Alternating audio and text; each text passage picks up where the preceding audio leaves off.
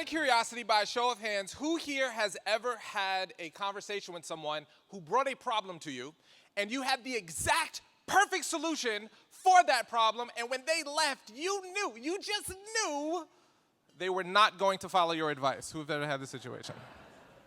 Has anyone ever had an interaction with someone that you've thought about over and over and over again, and try as you might, the more you thought about it, the more you realize you still could not understand why that person made the decision that they made? Has anyone ever had that situation before? And who here has ever had a conversation with someone and you just lost a little bit of faith in the future of humanity? Have you ever had one of those? Okay. Well, my goal with you with this very short amount of time that I get to spend with you is to exactly explain why is it that when you give certain pieces of advice, it doesn't land, and what you should do about it. How to understand why people make the decision that they make based upon 60 years of incredible research. And hopefully, as a sidebar, some of y'all will leave here feeling a little bit more happy about the future of humanity. Your association, our organizations, only really have two problems. You've got profit problems, and you've got people problems. Most profit problems can be solved if you've got the right people in the right place and everybody is moving in the same direction. Therefore, your organization will only go as far as your people take it. Therefore, developing your people and making sure you have the right people that are all rowing in the same direction is probably the single most, if not one of the most important skills you could possibly have as you leave here and go back into your work. My job is to share with you this incredible research called adult development theory. Now, here's what's fascinating about this research. Most people have never heard of it before.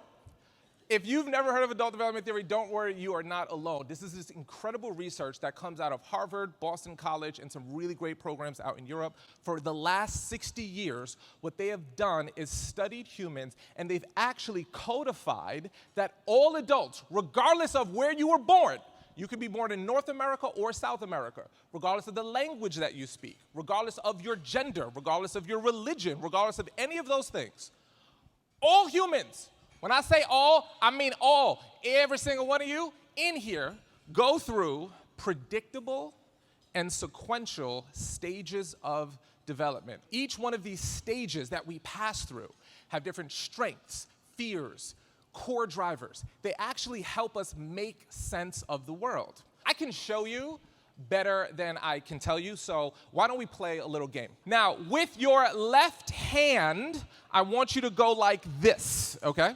With your right hand, I want you to put your finger into the palm of the person next to you, okay? On the count of three. On the count of what number? 3. Thank you. When I say the number 3, with your open hand, I want you to try to grab hold of the finger of the person next to you.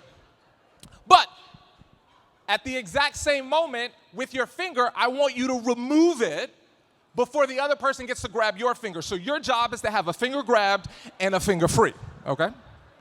1, 2.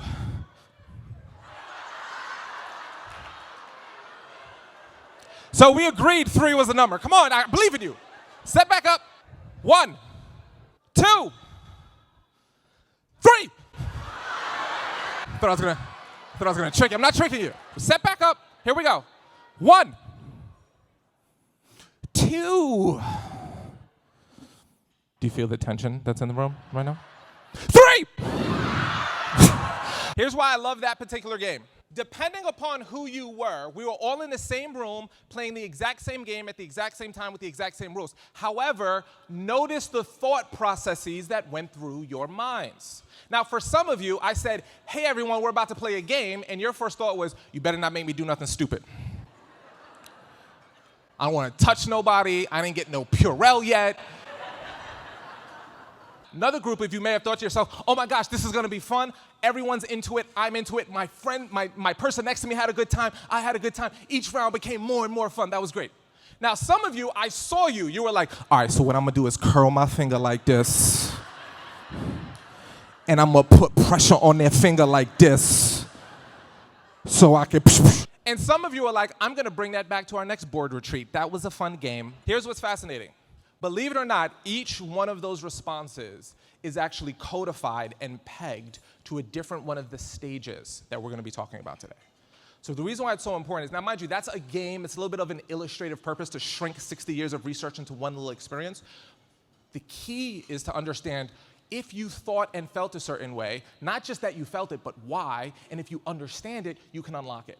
I grew up in the projects in Brooklyn, New York, so studying people at first was a survival mechanism for me, and now it's become such an incredible professional pursuit. I like to break every presentation I do into two pieces, context and content. Okay, so the first one is context. To understand what we're gonna talk about, you need the context, and then we're gonna do the content so you can understand the background and then actually do something with it. So if you are ready to jump into the context portion of this presentation, please turn to the person next to you, give them a high five, say you're awesome, and we gonna jump into this bad boy. How many people here are familiar with the term generations, like generational research, Gen X, Gen Z? Ooh, Gen Z loves TikTok and baby boomers love to write in cursive. You know, that kind of stuff, right? Generational research is awesome and it's amazing. And basically what that research says is you make decisions based upon how old you are when you were born.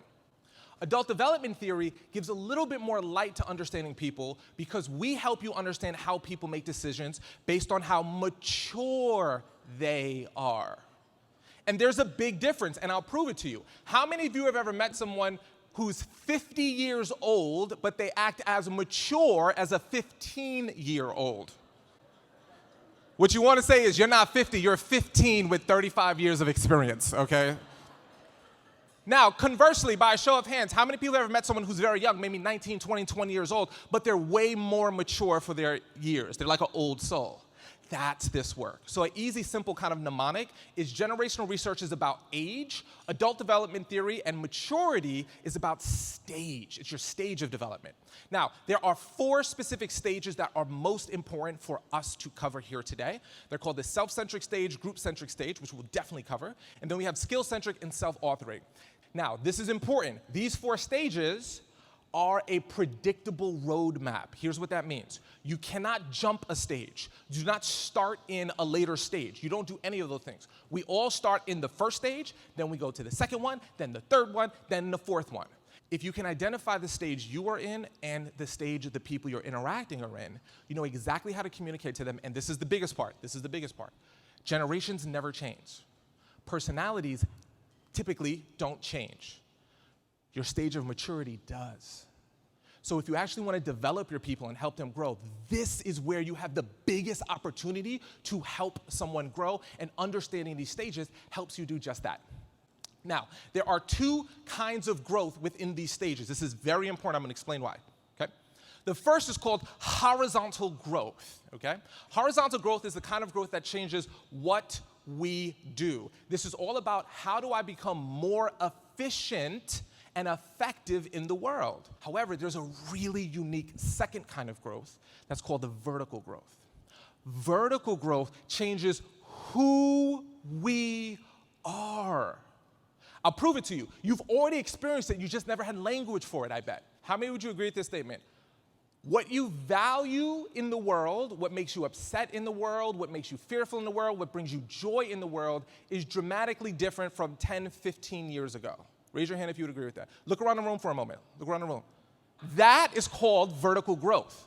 So it's interesting because there's something that could have been wildly fascinating to you before that doesn't interest you anymore. The reason why horizontal growth and vertical growth are such important concepts to understand because the difference between adult development theory and child development theory is child development theory, as long as a child is healthy, they will move from one stage to the next. If you're not familiar with child development theory, have you ever played peekaboo with a 6-month-old before? You know how it's the best game because they don't have what's called object permanence. So when you put your hands behind your, in front of your eyes, they think you've disappeared. And then when you show them, they're like, how did you do that? That's amazing. If you tried to play peekaboo with a 16-year-old, you would get arrested for stranger danger. Does that make sense? In adult development theory, you can actually horizontally grow in one stage your whole life and then die. You do not have to vertically grow to the other stages. So someone can spend their whole life getting really, really good in just one stage and live a meaningful and happy life. Are we clear on this so we can go into the fun content part of this? If you're ready to go into the content part of this, turn to the person next to you, give him a high five, say you're awesome, and let's get this bad boy going.